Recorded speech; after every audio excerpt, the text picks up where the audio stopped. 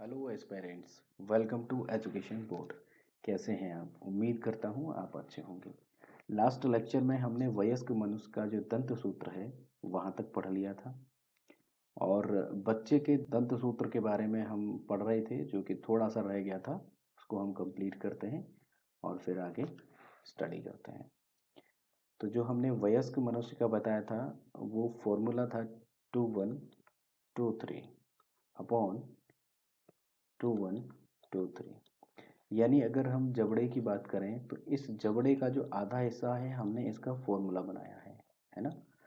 और उस फॉर्मूले को ऐसे ही नीचे वाला जो जबड़ा है, लोअर जो, अपर जो, इन दोनों साइड के फॉर्मूले हमने बनाए और उसको हमने मल्टीप्लाई किया है 2 टाइम्स, यानी 2 से हमने उसको मल्टीप्लाई कर दिया। जिसमें कि अगर हम शुरुआत से बात करें ऊपर से, तो पहला जो है वो इंसीजर है यानी 2, उसके बाद कैनाइन और उसके बाद प्री मोलर और फिर उसके बाद मोलर। अपॉन हमने क्या किया, वही इंसीजर, फिर कैनाइन, प्री मोलर और मोलर सेम रहेगा। ठीक है। हमने बात की थी कि टोटल जो वयस्क मनुष्य के दांत होते हैं वो 32 होते हैं। ठीक है। और एक हमने ये भी बताया था कि उसकी अक्कल दाढ़, जिसको हम विजडम टीथ कहते हैं, वो 25 प्लस पे जा करके आती है, जो कि मूलर का एक हिस्सा है। ठीक है।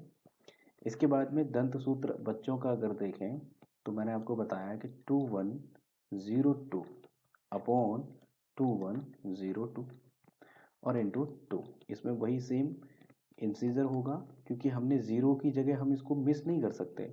अगर आप ये सोच रहे होंगे हम यहाँ पर ऐसे भी तो लिख सकते हैं 21, लिखने की ज़रूरत क्या है 2। क्योंकि देखिए, दंत सूत्र पढ़ने के लिए मनुष्य के दंत तो होते हैं ना, जब वो बच्चा बड़ा होगा तब उसके 2 आ जाएंगे ये, लेकिन उससे पहले वो 0 हैं, इसलिए हमें इसको डिनोट करना पड़ेगा। इसलिए आपको याद रखना है, इसको मिस नहीं करना है। मतलब कि 212 नहीं लिखना है, आपको 0 यहाँ पर ज़रूर ऐड करना है। रीजन कि दंत सूत्र जो है वो मनुष्य के लिए यही होता है कि उसके 4 तरीके के दांत होते हैं। तो 4 तरीके के अगर दांत होते हैं तो ये वाला जो प्रीमोलर है ये अभी बच्चे का है नहीं, तो इसको हमने 0 लिख दिया है। ठीक है। तो वही सेम समझेंगे कि इंसीजर है, उसके बाद में ये कैनाइन है और प्रीमोलर जो है इसके ये है नहीं। ठीक है। और उसके बाद में मोलर, सेम कंडीशन नीचे रहेगी, इंसीजर, कैनाइन, प्रीमोलर और मोलर। तो प्री मोलर इस बच्चे के नहीं आते हैं। मैंने आपको ये बता दिया था कि बच्चे के सिर्फ 20 दांत आते हैं, केवल 20 दांत आते हैं। मतलब कि 20 दांत कैसे, दो, यानी 2 ये और फिर 2 इस साइड। जैसे कि हम बता रहे हैं ना, इसको ऐसे हमने डिनोट किया है कि इसका ये वाला हिस्सा हमने लिया है। ठीक है। तो 2 दांत इधर हो गए और 2 दांत इधर हो गए, 4 हो गए, तो मतलब 4 ये हो गए। तो टोटल अगर बात करें ऊपर के जो में, तो उसके 4 दांत होते हैं इंसीजर। ठीक है। और 2 दांत होते हैं कैनाइन। और ये जो दांत हैं प्रीमोलर, ये होते ही नहीं है। ठीक है। ये 20 दांत दोबारा से, जब दूध के दांत उखड़ जाते हैं तो दोबारा से 20 दांत ये आ जाते हैं। प्लस टोटल दांत होते कितने हैं वयस्क के? 32, तो 12 दांत और आते हैं। मतलब कहने का ये हुआ कि ये जो 12 दांत हैं ये जीवन में सिर्फ एक बार आते हैं, जीवन में एक बार आते हैं। जबकि जो 20 दांत हैं वो जीवन में 2 बार आते हैं।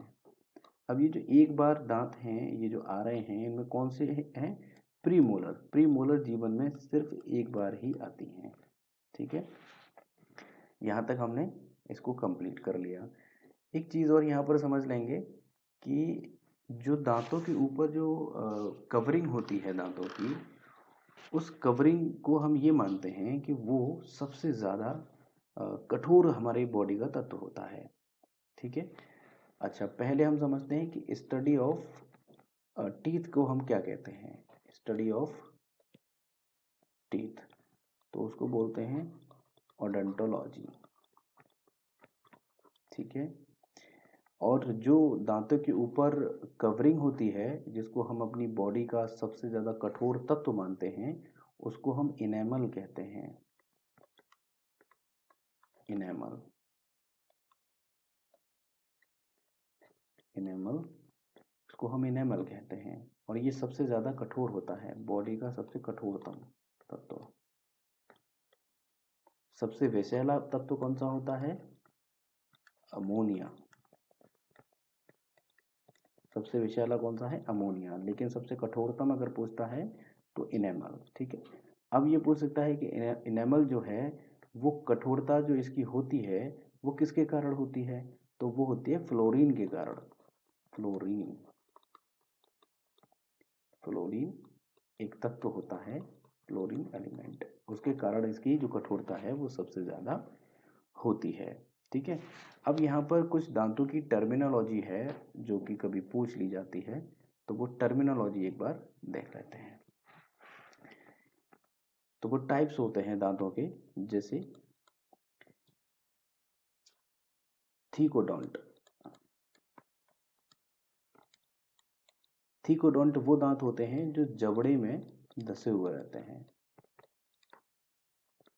मतलब कि हम लोगों के हो गए, यानी मनुष्य के जो दांत हैं वो क्या हो गए?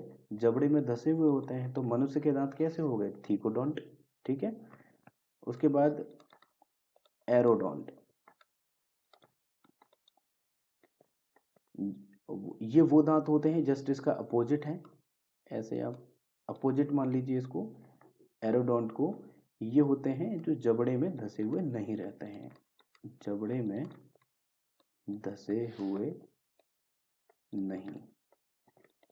कौन होता है ऐसा? मेढक। मेढक के जो दांत होते हैं वो जबड़े में धसे हुए नहीं रहते हैं, जबकि मनुष्य के दांत जबड़े में धसे हुए रहते हैं, और इसीलिए मनुष्य के दांतों को हम थीकोडोंट भी कहते हैं।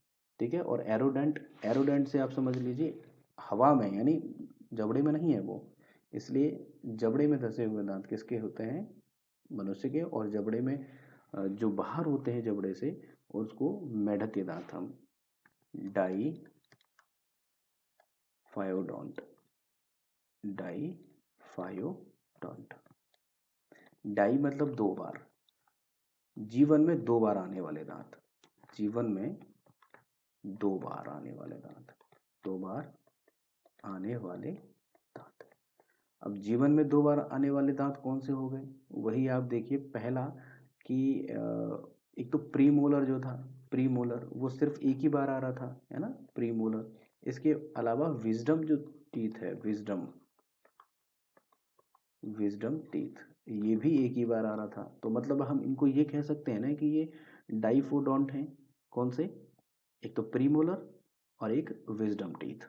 मतलब कहने का हुआ कि 12 जो दांत हैं, 12 दांत ये तो एक ही बार आते हैं, बट जो 20 दांत हैं इनको हम बोल सकते हैं ये डाइफायोडोंट हैं। ठीक है, अच्छा, यानी मनुष्य के हो गए, ये भी हम मनुष्य के ही दांत हो गए। हमने ये देखा कि ये मनुष्य के नहीं थे। ठीक है, और एक होते हैं कि मोनोफायोडोंट। मोनो मीन्स एक बार, है ना। तो जीवन में अगर एक बार जो दांत आते हैं, जीवन में एक बार, तो जीवन में एक बार कौन से होते हैं? ये 12 दांत। तो हम इनको मोनोफायोडोंट भी कह सकते हैं। ठीक है, इसके बाद होमोडोंट। होमोडोंट मीन्स कि एक ही प्रकार के, होमो यानी एक ही प्रकार के दांत, एक ही प्रकार के दांत, एक ही प्रकार के दांत, जैसे कि उनके होते हैं, चूहा है ना, गिलहरी के भी एक ही तरीके के दांत होते हैं, चूहा और गिलहरी के। और इनके दांत, जो गिलहरी के दांत होते हैं वो हमेशा बढ़ते रहते हैं, और इसीलिए गिलहरी कुछ ना कुछ घिसती रहती है अपने दांतों से, और उन दांतों को छोटा करती रहती है, इसीलिए कुछ ना कुछ वो खाती रहेगी। होमोडोंट समझ में आ गया होगा। इसके बाद हम देखते हैं नेक्स्ट, हेटेरोडोंट। ये विभिन्न प्रकार के दांत होते हैं जिनके, विभिन्न प्रकार के दांत। अब भाई विभिन्न प्रकार के दांत होते किसके हैं? मनुष्य के ही होते हैं। अब देखा ना आपने कि कैनाइन उसके है, इंसीजर है, प्रीमोलर है, मोलर है, तो 4 तरीके के दांत हैं उसके।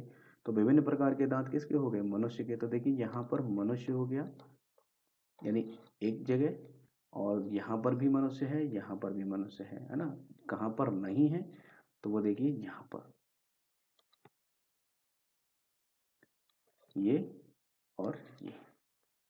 ठीक है, तो आपसे पूछा जाए क्वेश्चन कि मनुष्य के दांत किस किस तरीके के होते हैं, तो देखो थेकोडॉन्ट होते हैं मनुष्य के, उसके बाद डाइफोडॉन्ट होते हैं, ये भी होते हैं, और मोनोफाइडोंट होते हैं, और हेटेरोडोंट होते हैं, है ना।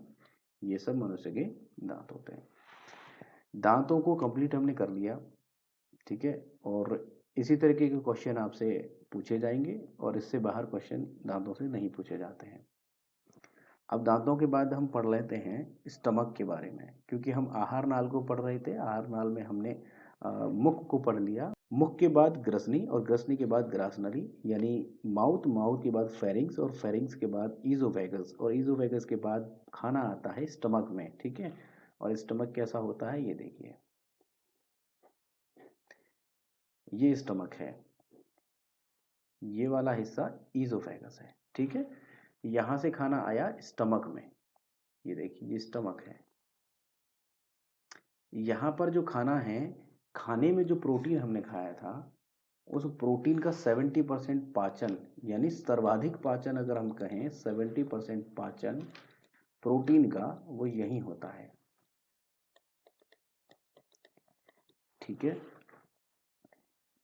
इसी अमाशय में ही यहीं पर जो है आपके दो एंजाइम्स पाए जाते हैं, जिनको हमने बताया था कि पेप्सिन और रेनिन। पेप्सिन जो एंजाइम है, वो पेप्सिन एंजाइम किसको पचाता है? पेप्सिन जो है वो सामान्य प्रोटीन को,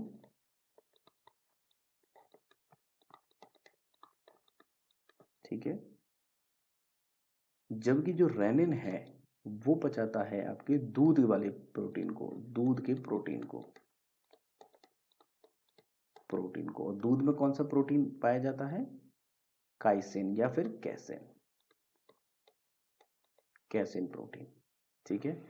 तो मतलब कि सामान्य प्रोटीन को पचा रहा है पेप्सिन, और कैसिन प्रोटीन को पचा रहा है रेनिन, ठीक है। सेल्स जो है, पहली सेल्स कौन सी होती है, जिसको हम पेरेंटियल सेल कहते हैं, पेरेंटियल सेल, ठीक है। और जो पेरेंटियल सेल है, इसी से निकलता है HCl, ठीक है। और ये हमारी बॉडी में बहुत ज़्यादा स्ट्रांग होता है, ये स्ट्रांग एसिड होता है HCl। इतना ज़्यादा स्ट्रांग होता है कि अगर HCl को बाहर निकाल करके किसी के ऊपर डाल दिया जाए तो फपोले पड़ जाएंगे, मतलब वहाँ से जला देगा, इतना ज़्यादा स्ट्रांग होता है। पर आप सोचोगे कि हमारे तो ये पेट में रहता है, यानी पेरेंटियल जो सेल हैं वो HCl को निकालती हैं, है ना। किसमें? गैस्ट्रिक ग्लैंड्स हैं, और उसमें भी जो सेल्स हैं वो पेरेंटियल सेल्स हैं, जिससे HCl निकलता है। हमारे पेट में एंजाइम्स कौन से हैं? पेप्सिन हैं और रेनिन हैं, ठीक है। और उसके अलावा HCl है, जो कि बहुत ही ज़्यादा खतरनाक एसिड है। अगर ये खतरनाक है तो फिर ये कैसे बच रहा है कि पेट में भी है और फिर पेट को नुकसान भी नहीं हो रहा है? तो रीज़न उसका ये है कि यहाँ पेट में म्यूकस पाया जाता है, म्यूकस, म्यूकस को हिंदी में श्लेष्म कहते हैं, श्लेष्म, ये पाया जाता है। तो वो HCl में क्या हो जाता है, घुल जाता है, और इस पेट की दीवारों से चिपका रहता है, ये पेट की दीवारों से चिपका रहता है, इसलिए पेट की दीवारों को नुकसान नहीं होता है, ठीक है। लेकिन बाहर से आने वाले बैक्टीरिया अगर इसमें आते हैं HCl में, तो वो खत्म हो जाते हैं, ठीक है। HCl पेरेंटियल सेल से निकल रहा है। दूसरी जो सेल्स होती हैं, इनको हम बोलते हैं जाइमोजन सेल, जाइमोजन सेल। इन जाइमोजन सेल से जो है पेप्सिनोजिन, पेप्सिनोजिन निकलता है। ये एंजाइम है, लेकिन ये इनएक्टिव रहता है। और प्रोरेनिन, प्रोरेनिन ये भी एंजाइम निकलता है, लेकिन ये भी इनएक्टिव रहता है।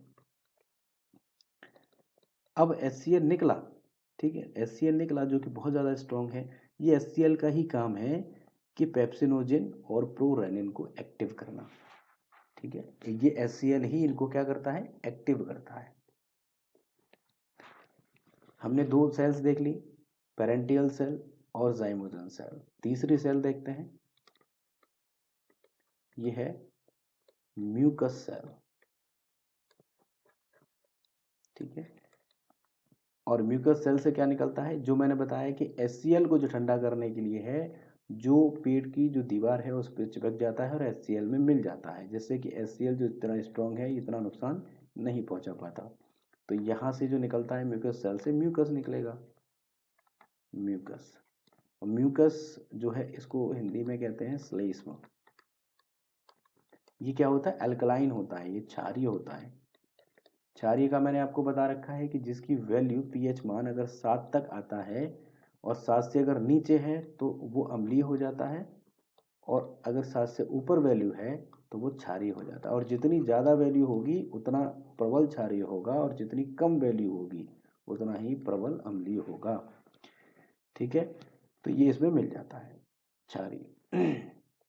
ठीक है, ये HCl जो है ये किस किस को एक्टिव करता है, एक तो आपका पेप्सिन और रेनिन, ये दोनों को एक्टिव कर देता है। ठीक है, अच्छा दूसरा, अगर मान लीजिए कभी ये जो HCl है ये पेट में हमारे मिलता है और इसमें म्यूकस भी मिला रहता है ना, लेकिन कहीं ना कहीं HCl बहुत ज़्यादा खतरनाक होता है। इसीलिए जैसे किसी ने खाना खाया और फिर उल्टियाँ अगर किसी को होती हैं तो उल्टियों में HCl की मात्रा बाहर निकलती है, इसीलिए बहुत खतरनाक जो स्मेल रहती है वो खतरनाक रहती है, HCl की वजह से रहता है। ठीक है, और गला भी जलने लगता है, रीज़न HCl। ठीक, अब हम देखते हैं कि ये जो एंजाइम है पेप्सिनोजेन, ये कैसे बदलता है। इनएक्टिव था, एक्टिव होता कैसे है ये, तो पेप्सिनोजेन एंजाइम देखते हैं। पहला एंजाइम पेप्सिनोजेन, और ये पेप्सिनोजेन जो है ये अभी इनएक्टिव है, इनएक्टिव।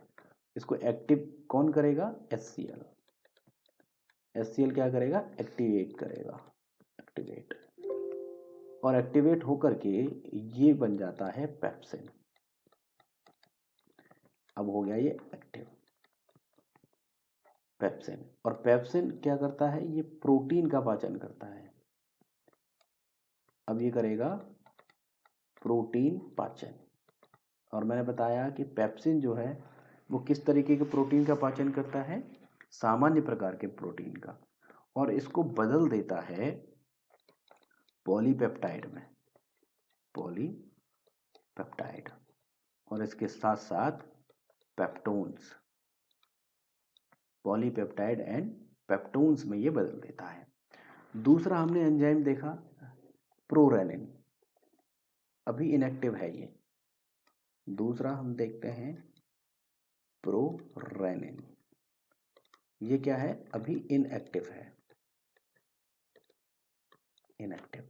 तो इसको एक्टिव कौन करेगा, HCl, एक्टिवेट करेगा HCl। ठीक है, HCl का बहुत बड़ा रोल हो गया, क्योंकि अगर HCl एक्टिवेट ना करे, है ना, तो आप समझ लीजिए कि प्रोटीन का पाचन नहीं हो पाएगा। ठीक, तो अब प्रोरेनिन को HCl एक्टिवेट करता है और वो बदल जाता है रेनिन में। ठीक, ये हो गया एक्टिव। और रेनिन आपको पता है कि रेनिन जो है वो प्रोटीन का पाचन करेगा, किसका, कैसीन या काइसिन, कैसीन प्रोटीन का पाचन करेगा, और क्या बना देगा, जब कैसीन प्रोटीन का पाचन होता है तो बनता है कैल्शियम पैरा, कैल्शियम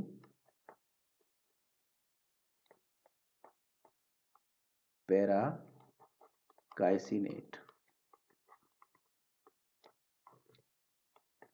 जो कि किस में मिलता है, दही में,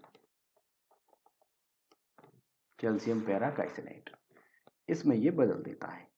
तो आपने देखा होगा जैसे कि बच्चा जब दूध पीता है, तो दूध पिया उसने, थोड़ी देर बाद जब बच्चा दूध उलट देता है तो आपने देखा है दही सी निकल जाती है। तो मतलब तुरंत अभी तो दूध पिया था और अभी उसकी उल्टियाँ हुई तो दही सी बनने लगी, यानी दही सी उसकी उल्टी हो रही है। रीज़न आपको समझ में आ गया होगा कि जो प्रोरेनिन है, जो दूध में मिलने वाली प्रोटीन यानी कैसीन प्रोटीन का पाचन कर रहा है, उसको किस में बदल देता है, दही में बदल देता है। और प्रोरेनिन को एक्टिवेट कौन कर रहा है? HCl कर रहा है, ठीक है। और प्रोरेनिन बदल करके जब HCl से एक्टिवेट हो जाता है तो क्या बनता है? रेनिन बनता है, ठीक है। और रेनिन किसका पाचन करेगा? वो करेगा कैसीन प्रोटीन जो दूध में मिलता है, और ये बदल जाता है कैल्शियम पैरा साइनेट में, ठीक है, और वो दही होता है। इतनी बात आई थिंक क्लियर होगी, ठीक है। अब देखिए दूध में क्या है कि दो चीजें मिलती हैं। दूध में आपको दो चीजें मिलेंगी, एक तो मिलेगा प्रोटीन, ठीक है, और प्रोटीन भी कौन सा? कैसीन प्रोटीन, ठीक है। कैसीन प्रोटीन मतलब कि इसका जो रंग है वो सफेद होगा, ठीक है। और दूसरा मिलता है इस दूध में शर्करा, शुगर, और वो कौन सा? लैक्टोज। और लैक्टोज का जो स्वाद होता है, टेस्ट होता है, वो मीठा होता है। तो इसीलिए अगर आप बिना चीनी का दूध पिएंगे तो आप देखेंगे कि उसका रंग सफ़ेद है और स्वाद थोड़ा सा मीठा है। रीज़न, उसमें शर्करा होती है, और कौन सी? लैक्टोज शर्करा होती है। तो दूध में दो चीज़ें आपको मिलेंगी, एक तो शर्करा मिलेगी और एक प्रोटीन मिलेगी। और प्रोटीन कौन सी? कैसीन प्रोटीन मिलेगी। और कैसीन प्रोटीन के कारण उसका रंग कैसा है? रंग है उसका सफ़ेद, कैसीन प्रोटीन के कारण। लेकिन अगर आपको याद रखना है कि गाय का जो दूध है वो थोड़ा सा पीला होता है, और वो पीला जो कलर है वो है कैरोटीन के कारण। वो भी प्रोटीन है, उसमें आपको कंफ्यूज नहीं होना, कैरोटीन प्रोटीन, ठीक है। और जो कैराटीन है वो मिलता है आपको बालों में, बालों में प्रोटीन मिलता है, ये कैराटीन प्रोटीन, ठीक है। ये आपको याद रखना है। यहाँ तक हमारा हो गया। इसके बाद अमाशय में जब पाचन हो जाता है इतना, क्योंकि 70% पाचन हुआ, ठीक है, तो उसके बाद अब ये जो खाना है ये आएगा छोटी आंत में।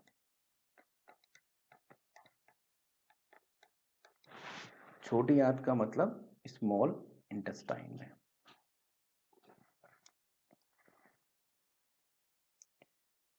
खाना आएगा छोटी आंत, स्मॉल